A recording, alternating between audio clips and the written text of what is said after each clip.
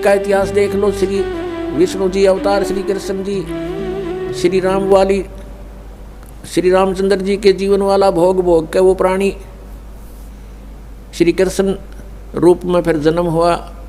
सारा जीवन दुखी रहा श्री कृष्ण, सारा जीवन जेल में जन्म हुआ, माता पिता कैद में, कभी मामा शत्रु हो गया, कभी पूतना मारने जा रही है, कभी केसी, कभी चाणोर शत्रु हो गया, कभी जरासिंह लड़ने को आ रहा है, कभी शिशुपाल से युद्ध हो रहा है, कवासुनी हो रही है, और कभी फिर काल्यवन आ रहा है। इस दुख में श्री कृष्ण जी ने मथुरा का त्याग कर दिया और ऐसे स्थान पर रहने लगे जहाँ कोई ना पहुँच सके। समझदार व्यक्ति यही सोचते हैं राड से बाढ़ अच्छी होती है, झगड़े से बचाव अच्छा होता है। श्री कृष्ण जी उन सबको भी मार सकते थे क्योंकि वो त्रिलोक के में एक विभागीय मंत्री है, विशेष शक्ति होती है प्राणी में, वो उनके अंदर शक्ति थी। लेकिन यही सोचा था कि किस किस ने मारूं, या तो सबकी बुद्धि भ्रष्ट। तो श्री कृष्ण जी ने द्वारका बनाई। समुद्र के बीच में एक टापू था जिसका केवल एक गेट था, द्वारिका, एक द्वार की नगरी। और ये सोच करके वहाँ यदि इतनी दूर पहले तो कोई आवेगा नहीं, ऐसे स्थान पर जा रहे हम, और वहाँ कोई आवेगा युद्ध करने तो हम एक ही तरफ से उसका सामना कर सकते हैं, इसलिए एक गेट था उसका, और बाकी 3 समुद्र था 3 तरफ। तो वहाँ श्री कृष्ण जी चले गए, अपना अधिकतर सारा ही जीवन वहाँ व्यतीत किया।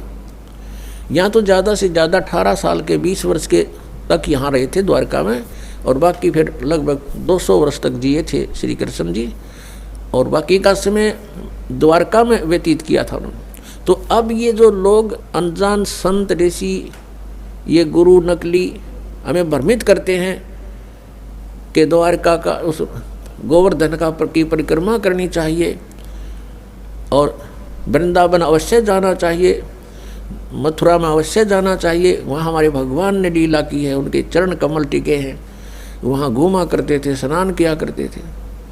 अरे श्री कृष्ण जी यहाँ तो 20 वर्ष रहे थे मथुरा में, बाकी 180 साल तो वहाँ रहे हैं द्वारका में, और वहाँ का नामो निशान मिट गया उस द्वारका को। इसलिए वहाँ खत्म की द्वारका, समुद्र में डूब गई श्री कृष्ण जी की मृत्यु के बाद, और यादों का विनाश हो गया था, आपस में लड़के मर गए थे, और जो बाकी शेष औरतें बची थी उनको अर्जुन ले आया था, सब खाली हो गई थी द्वारका। उसके बाद वो समुद्र ने डबो दी थी, अंदर चली गई। कारण यही था कि भगवान ने सोचा कि यहाँ आएंगे फिर ये धक्के खान द्वारका में इतनी दूर, इसलिए उसका नामो निशान मिटवा दिया था। अगर आज द्वारका होती तो ये नकली कहते द्वारका में भगवान रहे थे, वहाँ जाया करो, वहाँ बहुत पुण्य होता है। उस द्वारका में तो सत्यानाश होया था, सारे यादव कटका मर गए थे वहाँ पर। आज भी जाते हैं वहाँ बहुत से श्रद्धालु।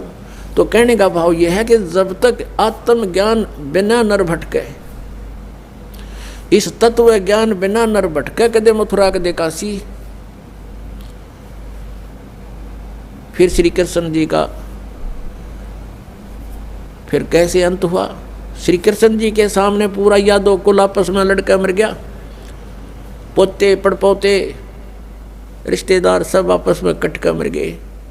और वो सारा सांग देख कर, वो सारा अनर्थ देख कर जब श्री कृष्ण जी की मृत्यु हुई, एक परिवार के सामने एक आधे की मृत्यु हो जाती है, उसका कलेजा फट जाता है, रो रो के पागल हो जाता है इंसान।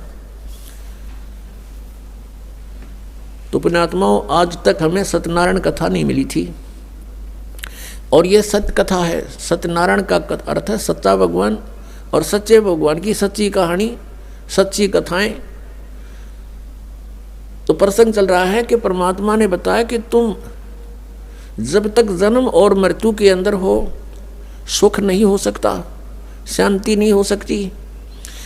अब इंद्र सोचता है ब्रह्मा विष्णु महेश सुखी होंगे,